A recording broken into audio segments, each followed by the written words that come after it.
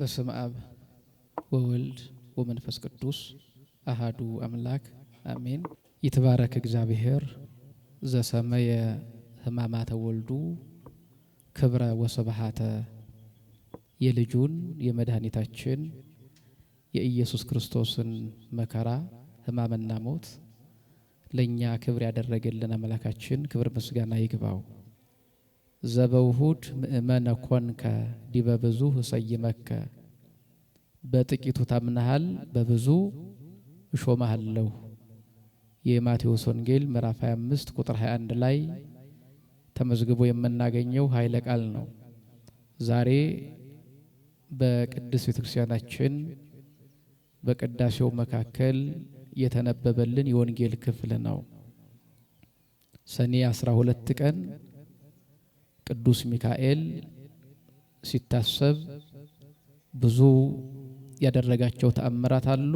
የቅዱስ ሚካኤል በዓለ ሲመቱን እንደዚሁም ደግሞ ተአምራቱን ተራዳኢነቱን ቤተክርስቲያን ስታስብ በዛሬው ዕለት በቤተክርስቲያን በቅዳሴው መካከል እንዲነበብ የታዘዘው ወንጌል ይሄ ነው።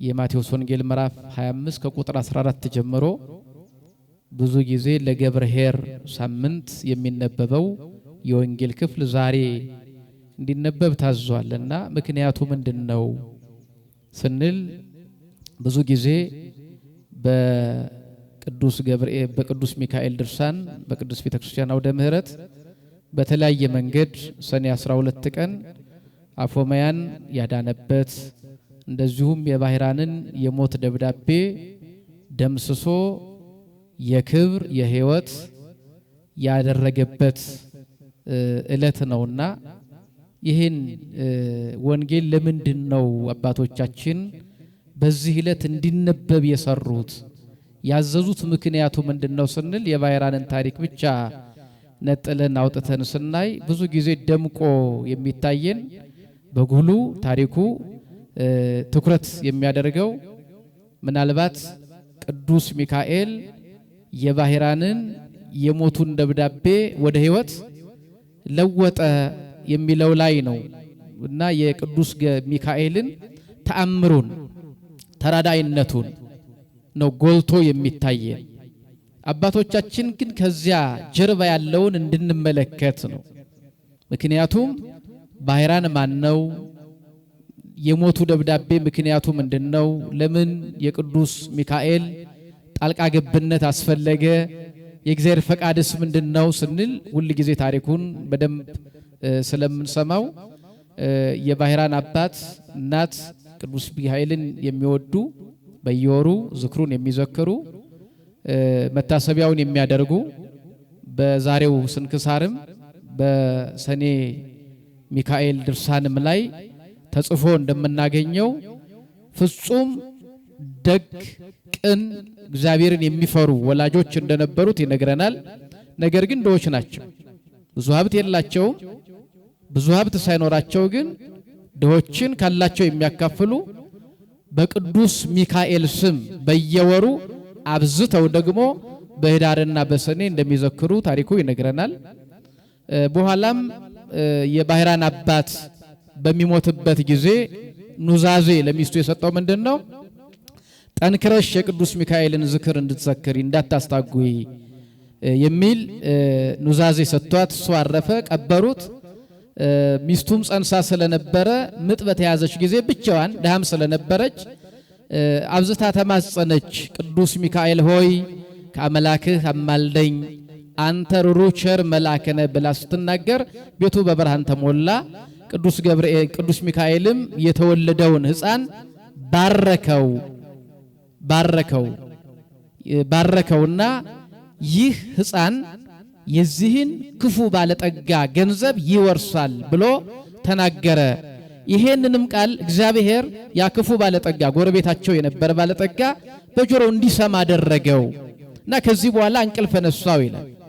እንግዲህ አንድ ባለጸጋ እንደገና ደግሞ ድሆች ባለትዳሮች ጎረቤታማሞች እንደነበሩ ነው ታሪኩ የሚነግረን። ባለጠጋው ክፉ ነው። የሚያደርጉትን በጎ ነገር መንፈሳዊ ነገር ዝክር ይንቅ ያቃልል ነበር፣ ይዘባበትባቸው ነበረ። ተለብሰው የላት ተከናነበው አማራት እንዲሉ አባቶቻችን እሱም ልክ እንደዚሁ ለነሱ የሚጠቀሙበት ጠግበው ሳይበሉ እንደዚህ ያደርጋሉ እያለ ይዘባበትባቸው ነበር።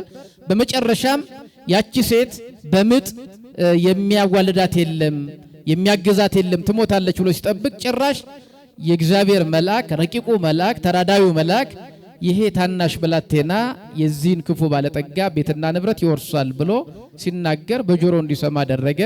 ከዚያ ጊዜ ጀምሮ እንዴት አድርጎ እንደሚገለው ያስብ ነበር ይላል። እና እናቱን እኔ ልብስ ቀለብ ሰጥቼ ላስተምረው ሲያድግ ያግዘኛል ይረዳኛል፣ ላንቺም 20 ወቄት ወርቅ ሰጥሻለሁ አላት። ተስማሙ። ልጇን ሰጠችው፣ ወርቅ ሰጣት።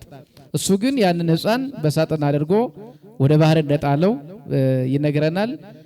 ታሪኩን በደንብ ስለምታውቁት ነው። እና የበግ ጠባቂም ሳጥን ሲያገኝ ያነሳ ወደ ቤቱ ወሰደ። ሳጥኑ ሲከፍት ያማረ ልጅ አየ። ከባህር አግኝቼዋለሁ ሲል ስሙን ባህራን አለው። በቤቱም አሳደገው፣ በመልካም አስተዳደግ አሳደገው። 20 ዓመት ሆነው። ከ20 ዓመት በኋላ ያ ወደ ባህር የጣለው ባለጸጋ ወደዚህ ሀገር ለንግድ ሲሄድ በዚያ በግ ጠባቂ ቤት አደረ። ባህራን ብሎ ሲጠራው ሰማ። ልጅ ነው ወይ ብሎ ጠየቀው። አዎ ልጅ ነው። እንዴት ባህራን አልከው? ከ20 ዓመት በፊት ከባህር አግኝቼዋለሁና እግዚአብሔር የሰጠኝ ልጅ ነው አለው። ያም ባለጸጋ እሱ የጣለው መሆኑን ተረዳ። በዚህ ጊዜ ነው እባክህ ልጅህን ስጠኝ፣ እቤት ዕቃ ረስቼ መጥቻለሁ፣ ሄዶ ያምጣልኝ፣ እኔም ላንተም ለድካምህ ደግሞ 20 ወቄት ወርቅ ሰጣለሁ አለ። ወርቅ ሰጠው። በደብዳቤ ጽፎ ይሄንን ደብዳቤ ይዞ የመጣውን ልጅ ገላችሁ ቅበሩ የሚል ደብዳቤ ጽፎ ለባህራን ሰጠው። ባህራን ያን ደብዳቤ ይዞ ሲሄድ ነው እንግዲህ በዛሬው ቀን ቅዱስ ሚካኤል በንጉስ አምሳል በጭፍራ አምሳል በነጭ ፈረስ ላይ ሆኖ ያስከው ምንድነው አለው። ከአንድ ባለጠጋ ነጋዴ የተላከች ደብዳቤ ናት አለው። አሳየ ሲለው እፍ አለበት። ወዲያው ግደሉት የሚለው ቀርቶ ይሄን ደብዳቤ ይዞ የመጣውን ልጅ ከልጅ ጋር አጋብታችሁ ቤቴንና ንብረቴን አዋርሳችሁ ሰጣችሁ በፍጹም ደስታ ደስ ይበላችሁ የሚል ደብዳቤ ሆነች። ያችን ይዞ ሄደ። በመልካም ተቀበሉት።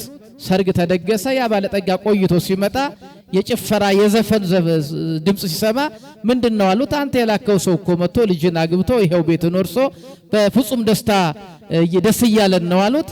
ደንግጦ ወደቀ። የገዛ ጦሩ ወጋው፣ ሞተ የሚል ታሪክ ነው ያለው። እና ብዙ ጊዜ የዛሬውን ታሪክ የባህራን ታሪክ ስንሰማ አይምሮአችን ላይ ቀድሞ የሚመጣው የባህራንን ደብዳቤ የሞቱን ደብዳቤ ወደ ሕይወት ተለወጠለት የሚለው ነው የሚመጣልን።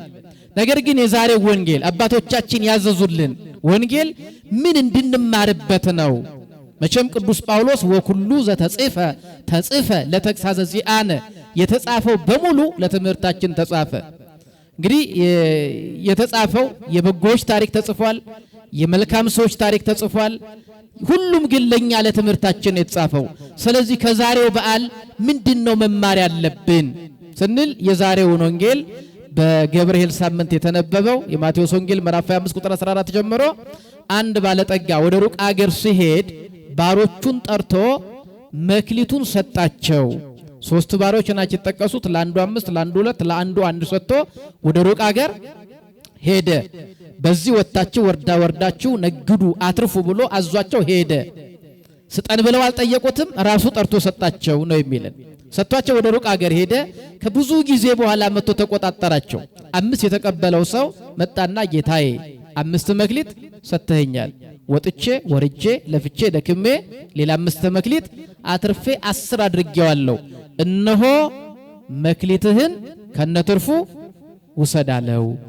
መክሊትን ከነምኑ ከነትርፉ ውሰዳለው። ያን ጊዜ የዛ ሎሌ ጌታ ምን አለ? አንተ ታማኝ በጎ አገልጋይ፣ በጥቂቱ ታምናል፣ በብዙ ትሾማለህ፣ ወደ ጌታ ደስታ ግባ አለው ይላል። ሁለተኛው መጣ። ልክ እንደዚሁ 2 ሰጥተኛል፣ 2 አትርፌያለሁ፣ ውሰድ አለ። ልክ እንደ መጀመሪያው አንተ ታማኝ በጎ አገልጋይ፣ በጥቂቱ ታምናል፣ በብዙ ትሾማለህ፣ ወደ ጌታ ደስታ ግባ አለው። አንድ የተቀበለው ግን መጣና አንተ ያልዘራውን የምታጭድ ያልበተንኸውን የምትሰበስብ ክፉ ጨካኝ ጌታ መሆኑን ስለማውቅ ሌባ እንዳይሰርቀኝ፣ ወንበዴ እንዳይቀማኝ፣ ቀጣፊ እንዳያታልለኝ ስለፈራው መክሊትህን መሬት ቆፍሬ ቀብሬያለሁ። እነሆ መክሊትህ አለ አለው። በዚህ ጊዜ እኔ እንዲህ እንደሆንኩ ታውቃለህ? የምታውቅ ቢሆንማ ኖሮ ገንዘቤን ለሌሎች ሰጥተ ይሰሩበት ነበረ።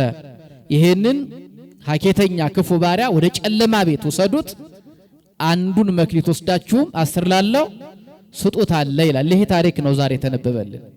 ስለዚህ ይሄ ምንድነው ስንል በዚህ በወንጌሉ ታሪክ ላይ ስናይ ያተረፉት ብዙ የተቀበሉ ሰዎች ናቸው አይደለም? ባለ 5 የተቀበለው አትርፏል፣ ባለ 2 የተቀበለው አትርፏል። ያከሰረው አንድ ያከሰረም ያው አላከሰረም፣ ግን ያልሰራው ያልነገደው ያላተረፈው አንድ የተሰጠው ሰው ነው። ይሄ ለምንድነው? ይሄንን በምሳሌ ነው ጌታችን ያስተማረው። እንዲሁ ይሆናል ብሎ በምሳሌ ነው ያስተማረው እና በምሳሌው ላይ ሲቀመጡ 5 የተቀበለው እንዲያተርፍ፣ 2 የተቀበለው እንዲያተርፍና አንድ የተቀበለው በስንፍናው ምክንያት እንዲሆን እና በዚህም ደግሞ ተጠያቂነቱ እንዳልቀረለት ተጽፏል። ይሄ ምክንያቱ ምንድነው ስንል የባለጸጋው ጌታ ነው። ሩቅ አገር የተባለው ሰማይ ሰማያት ነው፣ ማረጎን ነው። ወውሃብ ከጸጋ ከለጓ ለመያው አረገ ውስተ አርያም ጼዊወ ከጼዋ ወውሃብ ከጸጋ ከለጓ ለመያው። ቅዱስ ዳዊት ምርኮን ማረክ ለሰው ልጆችም ስጦታን ሰጠህ ወደ ሰማይም ወጣህ ይላል። ምርኮን ማርኮ ለሰው ልጆችም ስጦታን ሰጥቶ ወደ ሰማይ። ይሄ ማለት ምርኮን ማረክ ማለት በግራ የነበረውን አዳምን ወደ ቀኝ መልሰ፣ በሲኦል የነበረውን ወደ ገነት መልሰ፣ ከዲያብሎስ ነጥቀ ምርኮን ማርከ። ለዚያ ነው እኛ የክርስቶስ ባሮች እንባልና አይደለም? ባሮች ባሪያ በ3 መንገድ ይገኛል ይላሉ አባቶቻችን። በስንት መንገድ? ቀድሞ ነው የባርነት ንግድ በነበረበት ዘመን በ3 መንገድ ሰው ባሪያ ማግኘት ይችላል። የመጀመሪያው እቤት ባሪያ ካለ የሚወልደው ልጅ ምንድነው? ባሪያ ነው። ስለዚህ እቤት የተወለደ ይሄ ልደቤት ባሪያ ይባላል። እቤት የተገኘ ባሪያ። ቀድሞም ወላጆቹ ባሮች ነበሩ፣ አገልጋዮች ነበሩ። ሲወለድ ልጁም የአባቶቹን የቤተሰቦቹን እግር ተከትሎ አገልጋይ ሆኖ ይቀጥላል። ይሄ እቤት የተገኘ ነው። ሁለተኛው በጦር አንደበት በፈረስ አንገት ተማርኮ የመጣም ባሪያ ይባላል። ተማርኮ የመጣ ማለት ነው። ሶስተኛው ደግሞ በገንዘብ ተገዝቶ የመጣ ባሪያ ማለት ነው። በገንዘብ ተገዝቶ የመጣ ባሪያም ባሪያ ይባላል። በሸማ ጥቅል በወርቅ ክብል የተገዛ ይላሉ አባቶቻችንና ተገዝቶ የመጣ። ስለዚህ ባሪያ በ3 መንገድ ይገኛል። 1 ቤት ተወልዶ፣ 2 ተገዝቶ፣ 3ኛ ምን ብሎ። እኛም የክርስቶስ ባሮች ነን ስንል በ3ቱም መንገድ እግዚአብሔር ባሮች አድርጎናል። በ3ቱም መንገድ የእግዚአብሔር ባሮች ነን። እቤት የተወለደ ባሪያ እንደሆነ እኛም ቀድሞ እግዚአብሔርን በሕገ ልቡና ያምኑ የነበሩ የነ አብርሃም ልጆች በመሆናችን፣ ቀጥሎ ተማርኮ የመጣም ባሪያ እንደሚባል ክርስቶስ በወርቀ ደሙ ማለት ከዲያብሎስ ጋር ተዋክቶ ማርኮ ያመጣን ስለሆነ የተገዛን ባሪያ እንዲባል በወርቀ ደሙ ስለተገዛን ባሮች እንባላለንና አረገ ውስተ አርያም ጼዊወ ከጼዋ። እንግዲህ ወደ ሰማይ ወጣ ለማለት ነው። ክርስቶስን ወደ ሰማይ አረክ ለማለት 2 ነገር አድርገሃል ይለዋል። አንደኛው ምርኮን ማርከህ ይለዋል። ያ ማለት ዲያብሎስ ማርኳቸው በመንጸፈ ደይን ወድቀው በእግራጋን ተጠቅጥቀው አዝነው ተከዘው የነበሩ የሰው ልጆችን ማርከ ሲኦልን በዝብዘ ባዶ አድርገህ ዲያብሎስም መማረኩን አምኗል። መኑ ዝንቱ ዘም ስልጣኔ ሊተሞ አኒ እኔን ከስልጣኔ ሻረኝ ከማዕረግ ያዋረደኝ ይሄ ማን ነው ብሎ መማረኩን አምኗል። ነፍሳትን መስጠቱን አምኗል። ሲኦልን ባዶ ያደረጋት በብርሃኑ ብዛት ሲኦልን ጨለማ ያደረጋት ይሄ ማን ነው ብሎ አምኗል። እና እንደው አባቶቻችን የዲያብሎስ ምስክርነት እውነት ነው ይላሉና አምኖ ምርኮን ማርከህ አዳምን ከነልጆቹ ማርከህ፣ ሁለተኛ ደግሞ ወውሃብ ከጸጋ ከለጓለመያው ለሰው ልጆችም ስጦታን ሰጠ ወደ ሰማይ ሰማያት አረክ ይለዋል። ስለዚህ ሩቅ አገር የተባለው ወደ ሰማይ ተማረጎ ነው። ለምን ሩቅ አለው ስንል መዳረሻው ስለማይታወቅ ከዚህ እስከዚህ ነው ስለማይባል። የመልካ ኢየሱስ ደራሲ ሰላም ለርገትከ ዘይትረከብ መጠኑ ወለ ንብረትከ ሰላም ለአቡከ ውስተ የማኑ። መዳረሻው ዳርቻው ጫፉ ለማይታወቅ ለርገት ሰላም እላለሁ፣ በአባትህ ቀኝ ለመቀመጥም ሰላም እላለሁ ብሎ ይናገራልና ሩቅ አገር የተባለው እርገቱን ሰማይ ሰማያት ሩቅ መሆኑን ለመናገር ነውና ወደ ሩቅ አገር ሄደ ማለት ክርስቶስ ለኛ ለሰው ልጆች ስጦታን ሰጥቶን ሄደ ማለት ነው። ስጦታው ሀብት፣ ዕውቀት፣ እድሜ፣ ሰላም፣ ልጅ እዚህ ምድር ላይ አለን የምንለው ነገር ሁሉ የማስጦታ ነው። ለዚያ ነው ምን ትብከ ዘኢነሳይ ከምካለከ ወምን ትብከ ዘኢኮነ ውሁበ ለከ ከእግዚአብሔር ያልተቀበልከው ካንተ የሆነ ምን አለ? ሁሉን ከእግዚአብሔር ተቀብለናል። ኢዮብ እንደነገረን ራቀየ ወጻይኩም ከርሱ እመየ ወራቀየ እገብ ውስተ ልበ ምድር ራቆቴን ከእናቴ ማኅፀን ወጥቻለሁ ራቆቴንም ወደ ምድር እመለሳለሁ። ስለዚህ አልቦ ዘአምጻእነ ውስተ ዓለም ከዚህ ዓለም ላይ ምንም ያመጣነው ነገር የለም። ወአልቦ ዘንነስ ከዚህ ይዘነው ደግሞ ምን ሄደው ነገር የለም። ስለዚህ እዚህ ምድር ላይ አካል ዘያክል የሚበቃንን አካል እንኳን የሰጠን ማን ነው? እግዚአብሔር ነው። ስጦታውን ለሰው ልጆች ሰጠ ማለት አካል ስጦታ ነው። ሙሉ አካል ስጦታ ነው። ጤና ስጦታ ነው። ሀብት ዕውቀት ስጦታ ነው። እዚህ ምድር ላይ ያለው ነገር በሙሉ ስጦታ ነው። ስጦታን ሰጠ ለሰው ልጅ ምርኮን ማርከ ስጦታን ሰጠ ወደ ሩቅ አገር ሄድ እንዳለው ዳዊት ስጦታን ሰጥቶን ከሲኦል ወደ ገነት ከግራ ወደ ቀኝ ከሐሳር ወደ ክብር መልሶን ወደ ሰማይ ሰማያት ማረጉን መናገሩ ነው። ስለዚህ ሊቆጣጠራቸው መጣ ማለት ተመልሶ ደግሞ ይመጣል። ሊቆጣጠረን ይመጣል። አሁን የተሰጠን ነገር በሙሉ በኋላ ሊቆጣጠር መምጣቱን መናገር ነው። አሁን በዛሬው ታሪክ ላይ ስናይ ባለጠጋው ሀብቱን ከማን ተቀብሏል? ከእግዚአብሔር ተቀብሏል። የባህራን ቤተሰቦችም ጤናቸውን፣ ሙሉ አካላቸውን፣ በጎ አይምሯቸውን ከማን ተቀብለዋል? ከእግዚአብሔር ተቀብለዋል። ስለዚህ ስጦታ ከሀብት ብዛት ብቻ አይደለም። ሁሉ ጊዜ በቅዳሴው ካህኑ ይጸልያል። አስቀዳሾቹ መባ ይዘው ስለመጡ ሰዎች በእውነት መባ ስለሚያቀርቡ ሰዎች ጸሎት ሁሉ ጊዜ ስማል አይደለ? እኛም ደግሞ እኮ የራሳችንን ተሰጥኦን መልሳለን። ተወከፍ መባኦም ወልአሃው የወንድሞችን መባቸውን ተቀበል፣ የእህቶችን መባቸውን ምን በል ተቀበል። ካህኑ ደግሞ ግን ምን ይላል? ሊሰጡ ወደው ነገር ግን የሚሰጡ ስለሌላቸው ሰዎች ፈቃዳቸውን ምን በል ተቀበል። ልስጥ ላቅርብ መባ ልስጥ የሚለውን ፈቃዳቸው ምን በል ተቀበል። ስለዚህ ሀብት ተሰጥቶታል። ሀብት የተሰጠው ባለጸጋ ግን ንፉግ ነበረ። ንፉግ ብቻ ሳይሆን ሞኝ ነበረ፣ አላዋቂ ነበረ። ሶበትሪኡ ለሃጣ ለጠቢባን ይመውቱ ዛሬ የሰበከው ምስባክ ነው። ጠቢባን የተባሉ ሰዎች ሲሞቱ ወከማሁ ይታጎሉ አብዳን ለአልቦሙ ልብ የሌላቸው ማለት ሰነፎች ሰዎች፣ አላዋቂዎች ሰዎች፣ ዝንጉዎች ሰዎች እንደነሱ ሲጠፉ ባያችሁ ጊዜ ይላል ወይ ከውን በብሎሙ ለአብድ ሀብታቸውም ለባዕር ሲሆን ባያችሁ ጊዜ እንግዲህ ይመስላቸዋል። እነሱ ሀብታቸው ለልጅ የሚተላለፍ ይመስላቸዋል። ቅዱስ ዳዊት ሀብታቸው ለልጅ የሚተላለፍ እነሱም በክብር ለዘላለም የሚኖሩ ይመስላቸዋል። ነገር የሚሞቱ አይመስላቸውም። ነገር ግን ጠቢባን ሲሞቱ ባያችሁ ጊዜ ንቁ ነው፣ ተጠንቀቁ ነው፣ እወቁ ነው። እና ይሄ ባለጠጋ ሀብቱን ከእግዚአብሔር ተቀብሏል፣ ግን ሰነፍ ነው። የባህራን ቤተሰቦች ደግሞ ብዙ ሀብት የላቸውም፣ ነገር ግን በጎ ሕሊና አላቸው፣ በጎ ፈቃድ አላቸው። ቅዱስ ሚካኤልን ባላቸው ያዘክሩታል፣ እግዚአብሔርን ሁል ጊዜ ይማጸናሉ። ስለዚህ እግዚአብሔር ስጦታን ሰጥቷል። ሰው በተሰጠው መጠቀም አለበት ነው፣ በተሰጠው መጠቀም አለበት። ስለዚህ 5 ያተረፈው ሰው ወጣ ወረደ አተረፈ 5። ብዙ ዘመን ነው የቆየው።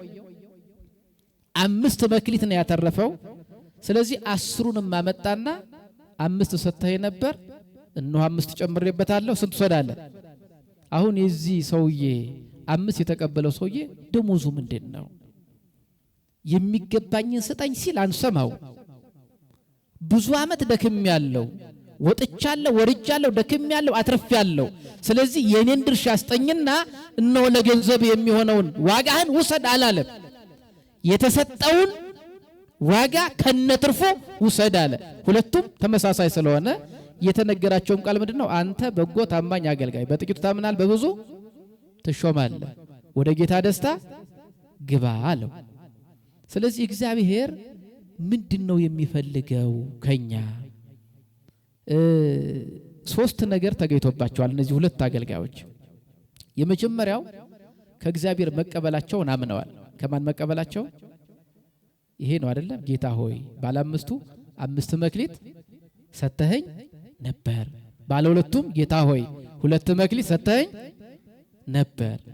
ይሄ በባለጠጋው በባይራን ቤተሰቦች አጠገብ ባይራንን እንዲገደል የሞት ደብዳቤ ጻፈ ሰው ግን ባለጠግነቱን ሀብቱን ከእግዚአብሔር መቀበሉን አምኗል። ቀለፍቼ ጥሬ ግሬ ያከማቸውት ሀብት ነው ያለው። እነዚህ ሁለት ሰዎች ግን ሰተኸኛል። ስለዚህ እግዚአብሔር የመጀመሪያ የሚፈልገው ምንድነው ከተባለ ሰተኸኛል የሚለውን እምነት ነው። በቃ ያንተ ነው፣ ጤናው ያንተ ነው፣ አካሉ ያንተ ነው፣ ቀኑ ያንተ ነው፣ ሌሊቱ ያንተ ነው፣ ሁሉ የማን ነው? የእግዚአብሔር ነው። ይሄንን አመኑ። አንድ ሁለተኛ በተሰጣቸው ሀብት እግዚአብሔር ሰጥቶኛል ብለው አልዘበቱ፣ ጊዜ አላባከኑ። ወጡ፣ ወረዱ፣ ደከሙ፣ ሰሩ፣ ለፉ፣ አተረፉ። ስለዚህ ሰሩ። ሁለተኛ ምን ይታየባቸዋል? ትጋት። ምን ይታየባቸዋል? ተግቶ መስራት ማለት። ስለዚህ ወጣትነት ስጦታ ነው አይደለ? ኃይል ስጦታ ነው። አሁን እናንተ ቆይ ያደረጋችሁ ያላችሁት በተሰጣችሁ ጊዜ ትጋት ነው አይደለ? በትጋት ማገልገል እግዚአብሔርን። ምክንያቱም ይሄ ጊዜ ላይገኝ ይችላል፣ አይገኝም። ዛሬ የሚናገረው አንደበት ነገ ዝም ይላል። ዛሬ የሚሮጠው እግር ነገ ይዘረጋል። ዛሬ ማድረግ የምንችለውን ነገ መስራት አንችልም። ጌታችን ለቅዱስ ጴጥሮስ እንደነገረው ጎልማሳ ሳለ ወገብን በገዛ ራስ ትታጠቃለህ፣ ወደምትፈልገውን ቦታ በሸመገልክ ጊዜስ እጅን ትዘረጋለህ፣ ሌላው ያስታጠቃል ወደማትፈልገውን ቦታ። አያችሁ፣ ያ ጊዜ ይመጣል። ያ ጊዜ ሳይመጣ ነው መክብብም በጉብዝና ወራት ባንናስብ ፈጣሪን አስብ። ትጋት፣ ተግቶ ማገልገል፣ መልካም ስራ ለመስራት ምን አንበል አንታክት። በቃ እግዚአብሔር በሰጠን ጊዜ፣ በሰጠን ዕውቀት፣ በሰጠን ሀብት ተግቶ ማገልገል። ስለዚህ የመጀመሪያው የሰጠን እግዚአብሔር ነው ብለው ማመናቸው፣ ሁለተኛ በተሰጣቸው ጊዜ ሳያጠፉ ተግተው መስራታቸው። የሰሩትን ደግሞ ማን ባረከላቸው? እግዚአብሔር። ከዛ በኋላ ደግሞ አመጡና ምን አሉ? ይሄ ያንተ ነው አሉ። ሰተህን ነበረ፣ ለፋን፣ ወጣን፣ ወረድን፣ ይሄን ያክል አተረፍን፣ እነሆ ትርፉን ከነ ገንዘብን ከነ ትርፉ ምን በል። ሶስት ነገር ይዘው መጡ ማለት ነው። ከነሱስ ከክርስቶስ ጌታቸውስ ምን ሰጣቸው ስንል ደግሞ ሶስት ነገር እንደሰጣቸው እናያለን። የመጀመሪያው ምስጋና። አንተ በጎ ታማኝ አገልጋይ። አመሰገናቸው አላመሰገናቸው? የመጀመሪያው ምስጋና ነው። አያችሁ፣ ከሁሉ በፊት የሚቀርመው እኮ ምስጋና ነው አይደለም? የሰው ልጅ በባሪ ክብሮ በመጣ ጊዜ ለሰው ልጆች ወይም ለጻድቃን በቀኙ ለቆሙት መጀመሪያ የሚሰጣቸው ምንድን ነው? ከመንግስቱ በፊት ምስጋና። እናንተ የአባቴ ብሩካን አይደለም የሚለው? የብሩክ የሚለው አመሰገናቸው። ከዚያ በኋላስ በጥቂቱ ታምንሃል በብዙ ምን ትላለህ? ትሾማለህ። ሹመት፣ ስልጣን አይደል የሰጣቸው? መጀመሪያ ምስጋና። አመስግኖ እኮ አልተዋቸው፣ ሹመት ሰጣቸው። ሶስተኛስ ወደ ጌታ ደስታ ምን በል፣ ወደማይፈጸመው ደስታ ግባ። ወደማይፈጸመው ወደማያልቀው ደስታ ግባ። በቃ በጥቂቱ ታምናል በብዙ ትሾማለህ፣ ወደማይፈጸመው ደስታ ግባ። ደስታ ወደ አንተ ይግባ አይደለም ያላቸው። ሰው በብዙ ምክንያት ሊደሰት ይችላል። ተምሮ ሲመረቅ ይደሰታል። ገንዘብ ነግዶ ሲያተርፍ ይደሰታል። የሆነ የጠየቀው ነገር ያሰበው ያቀደው ነገር ሲሳካል ይደሰታል። ያ የሚፈጸም ደስታ ነው። ምክንያቱም በምሴት ይደምጽ ብካይ ወበጽባ ፍሳ ይላል። ማታ ለቅሶ ይሆናል፣ ጠዋት ደግሞ ይሆናል ደስታ ይሆናል። ስለዚህ ደስታ ማዘርም እዚህ ምድር ላይ አሉ። ይህ የሚፈጸም የሚደበዝዝ የሚያልፍ ደስታ ነው። እዚህ ዓለም ላይ የምናየው ደስታ። ሰው ሲያገባ ደስ ይለዋል። ትዳር አጋሩን ደግሞ በሞት ሲያጣ ደግሞ ምን ይላል? ያዝናል። ልጅ ሲወልድ ደስ ይለዋል። ሲታመምስ ያዝናል። አንዳንዴ ምን ነው ባልሰጠኝ የሚሉ ወላጆች አሉ። እና ያገኘነውን ደስታ ያክል መልሰን የምናዝንበት ሁኔታ ይፈጠራል። ጌታችን ግን ያላቸው ወደማይፈጸም ደስታ ግባ። በጥቂቱ ታምናል በብዙ ትሾማለህ፣ ወደ ጌታ ደስታ ምን በል ግባ። ያ ማለት ቅዱስ ኤፍሬም ሶርያዊ ምን ይላል? ደስታ ወደ አንተ ሳይሆን የሚመጣው አንተ ወደ ደስታ ባር ውስጥ ምን ትላለህ? ትገባለህ። ውሃ በብርጭቆ ቆንጥረ የጠጣህ እንደሆነ ትረካለህ ይላል። ነገር ግን ወደ ውሃው ስትገባ ግን ውሃው በጉሮሮ ሳይሆን የሚፈሰው አንተ በባህር ውስጥ ተዋኛለህ። ስለዚህ ወደማይፈጸመው ደስታ ትገባለህ። እንደው የዳዊትን መዝሙር ይጠቅሳል። ወወደይ ከትፍስሕተ ውስተ ልብነ እንፈሬ ሰርናይ ወወይን ወቅበዛ፣ በልቤ ደስታን ጨመር ይላል ዳዊት። በልቤ ምን ጨመር? ብዙ ጊዜ በልባችን ደስታ ገብቶ ያውቃል። አሁን ግን ደስታ ወደኛ ልብ ሳይሆን የሚገባው እኛ ራስ ወዴት እንገባለን? ወደ ደስታ ትገባለህ ነው። ስለዚህ ሶስት ነገር ይዘው ቢመጡ ስንት ነገር ከፈላቸው? ሶስት ነገር ከፈላቸው። አያቸው። የመጀመሪያው ምስጋና፣ ሁለተኛው ሹመት፣ ሶስተኛው ደግሞ ወደማይፈጸም ደስታ ግባ አላቸው ነው። አሁን በጣም የሚደንቀው እነዚህ ሁለት ሰዎች የድካማችንን ዋጋ ስጠን ብለዋል አላሉ። ምን እንደሚሰጣቸውም አላወቁም። የነሱ ድርሻ የሰጣቸውን ተክቶ አትርፎ ወደ ማመስጠት ብቻ ነው፣ ወደ እግዚአብሔር ማቅረብ ነው። የነሱ ድርሻ ይሄ ነው። ጌታ ግን በጣም የሚገርመው ደግሞ ወሰደባቸው የሚል ደግሞ አናገኝም። ለምሳሌ 5 የተሰጠው ሰው ስንት ይዞ መጣ? 10። 10ን ወሰደበት የሚል አናገኝም። ይልቁንም 10 ይዞ የመጣው ስንት ይዞ ተመለሰ? 11 አይደለም? ያንን አንድ ይዞ የመጣውን ሰው ይሄንን ክፉ ባሪያ አንዱን ወሰዱበትና ስንት ላለው ስጡት? 10 ላለው። ስለዚህ እግዚአብሔር ምንድነው የፈለገው? እግዚአብሔር ከኛ የሚፈልገው ምንድነው ከተባለ አንደኛ እንደሰጠን እንድናምነው አይደለ? በቃ የሰጠኸኝ አንተ ደብል እንድናምን። ሁለተኛስ ተክተን እንድንሰራ፣ ከዚያስ መልሰን ደግሞ አምጥተን ምን እንድንል? ያንተ ነው እንድንል ማለት ነው። በቃ ይሄ ያንተ ነው እንድንል። ከዚያን ውጪ እግዚአብሔር አሁን አስራት በኩራት እግዚአብሔር ስጡ ይባላል አይደል? አስራት በኩራት ከ10 አንዱ ለእግዚአብሔር ስጡ ሲባል 10ን ይሰጣል ማለት ነው አይደል? ታዲያ እግዚአብሔር 10 ሰጥቶ አንድ ስጡኝ፣ እንዲህ አይነት ንግድ ጥሩ ነው አይደል? 10 ተቀብሎ 10 የሚሰጥ ቢኖራውን መንገድ ላይ ሆነን 10 እየተቀበልን አንድ መመለስ ማለት ነው። አሁን ምንድነው እግዚአብሔር የሚፈልገው? 10 ሰጠን አንድ ስጡኝ አለ። ምንድነው የፈለገው ስንል የሰጠኋችሁ እኔ እንደሆንኩ እመኑ ነው አይደለ? የሰጠኋችሁ ማን እንደሆነ እመኑ። የራሳችሁ እንዳልሆነ በራሳችሁ ጥበብ፣ በራሳችሁ ዕውቀት፣ በራሳችሁ ትጋት፣ በራሳችሁ በግላችሁ ፍልስፍና ያመጣችሁት አይደለም። የሰጠኋችሁ እኔ ነኝ። እኔ እንደሰጠኋችሁ ደግሞ የምታረጋግጡልኝ 10 ሰጣችሁ ስንት ስታመጡ ነው? አንድ ስታመጡ ነው አለ። ስለዚህ ከ10 አንድ ለእግዚአብሔር መስጠት ምንድነው ሲባል እግዚአብሔር የሰጠኸኝ አንተ ነህ፣ እንድተጋ የረዳኸኝ የባረከልኝም አንተ ነህ። አንደኛው የሰጠንን እሱ እንደሆነ መመስከር ማመን ነው። ሁለተኛስ ዛሬ እንደሰጠኸኝ ነገም ደግሞ እንሰለኛለን ስንከፋስ። አሁን 10 ሰጥቶን ምን አንድ ብር ብሰጠው እግዚአብሔር አይበላው ለኔ ላስቀረው ብንል ምን እያለ ነው? አንደኛ ለፍቼ ያመጣሁት እኔ ነኝ። ሁለተኛ ዛሬ ቢሰጠኝ ነገ ሊከለክለኝ ጥርጣሬም አለበት ማለት ነው። ስለዚህ በጥቂቱ ታምናል፣ በብዙ ትሾማለህ። አይን ወደ ዛሬው ታሪክ ስናመጣው ባለጠጋው አሁን በታሪኩ ላይ በዚህ በጌታችን ባቀረበው ምሳሌ ላይ ያከሰረው ባለ አንዱ እንደሆነ ነው የተነገረ። ለምን ባለ አንዱ እንዲያከስር ምሳሌ ሆኖ ቀረበ ካል አንድ እንኳን የተሰጠው ሰው አክስሮ ከተጠያቂነት ካላመለጠ ብዙ የተሰጠው ሰውማ ምን ያክል ተጠያቂ ይሆን የሚለውን ግንዛቤ እንድንወስድ ነው።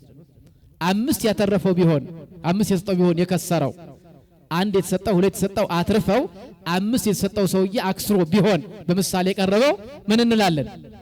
አይ ተጠያቂው ጳጳሱ እንጂ እኔ አይደለሁም። ምክንያቱም ትልቅ ብዙ የተሰጠው ባለጠጎች ናቸው ተጠያቂዎቹ፣ አዋቂዎች ናቸው፣ መምህራን ናቸው፣ ሊቃውንት ናቸው እንዳንል ባለ አንድ የተሰጠው እንኳን ያችኑ ባለመስራቱ ባለመጠቀሙ ከተጠያቂነት ድኗል? አልዳነም።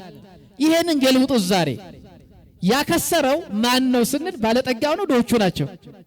ባለጠጋው አይደለም። አሁን ባለጠጋው ብዙ ተሰጠው፣ ብዙ ሀብት አለው። አጠገቡ ያሉ መቼም መምህር አጣው ምሳሌ አጣው እንዳይል አጠገቡ ያሉ ድሆች የሆኑ ነገር ግን ካላቸው ላይ ቆርሰው ለዳ ሲያካፍሉ ሲያበሩ ሲያጠጡ አይቷል። እነሱን አይቶ ልቡ አዝኖ ወደ በጎ ከመመለስ ይልቅ እነሱን ይተቻል። ስለዚህ ያከሰረው ማን ነው? ባለጸጋው ነው። ስለዚህ ብዙ ያለው ሊያከስር ይችላል፣ ጥቂት ያለው ምን ይችላል? ሊያከስር ይችላል። ስለዚህ እግዚአብሔር በሰጠው መክሊት ያላተረፈ ብዙ የሚሰጠው ጥቂት የሚሰጠው ከተጠያቂነት አያመልጥም ነው። ስለዚህ በጥቂቱ ታምናልና በብዙ ትሾማለህ። እንግዲህ አሁን ባህራብ ማነው የባህራን ታሪክ ብዙ ጊዜ ጎልቶ ፊት ለፊት የሚመጣልን የሞቱ ደብዳቤ ወደ ሕይወት። ባህራን እኮ እርግጥ ነው የባለጸጋውን ሀብት ንብረት ወርሷል፣ ካህንም ሆኗል፣ የቅዱስ ሚካኤል ቤተክርስቲያንም ተክሏል። በዚያችን ቤተክርስቲያን ለብዙ ዓመት ሲያገለግል ኖሯል። ከእናቱ ከአባቱና ከልጆቹ ጋራ መንግስተ ሰማያትን ወረሰ። ትልቁ ሀብት አይደለም? የባህራን ታሪክ ፍጻሜው ይሄ ነው። ስለዚህ እኛ እርግጥ ነው በጎ ስንሰራ እግዚአብሔር የሩቁን ስንለምነው የቅርቡን አይከለክለንም። ጥቂቱ ስንለምነው ብዙን አይከለክል፣ ብዙ ስንለምነው ጥቂቱን አይከለክለንም፣ ብዙ ያደርግልናል። ስለዚህ በተሰጠን ሀብት በተሰጠን ጊዜ ባለን ነገር እንድናገለግል እንድንታመን እግዚአብሔር በቸርነቱ ይርዳል። ስለዚህ ዛሬ ከምንም በላይ የምናየው እንደ ባለጸጋው ከመክሰር እንድንድን ነው። ባለጸጋው ሀብቱን በጥበብ በራሱ ዕውቀት ያን የመልአኩን ቃል ለማሳለፍ በራሱ ለመዳን ብዙ ጣረ፣ ብዙ ሞከረ። እግዚአብሔር የወሰነው ግን አልቀረም፣ እሱ ሞተ። ስለዚህ ሀብቱም ጠፋ፣ ሕይወቱንም ማጣ፣ ሚስቱም ሞተች። ባይድ ሀብቱን ወረሰው።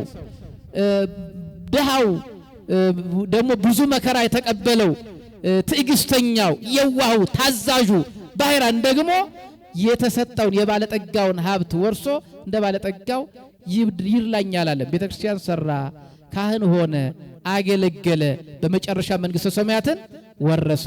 ስለዚህ ዛሬም ከዛሬው በዓል የምንማረው በተሰጠን ሀብት እንዳንባክን፣ እንዳንጠፋ፣ ባለን ነገር አትርፈን በመጨረሻው መንግስተ ሰማያትን ለመውረስ እንድንበቃ እግዚአብሔር ያግዘን። ለዚህ መዘጋጀት አለብን የሚል ነው። ያስተማረ እግዚአብሔር ስሙ የተመሰገነ ይሁን። ይቆየን።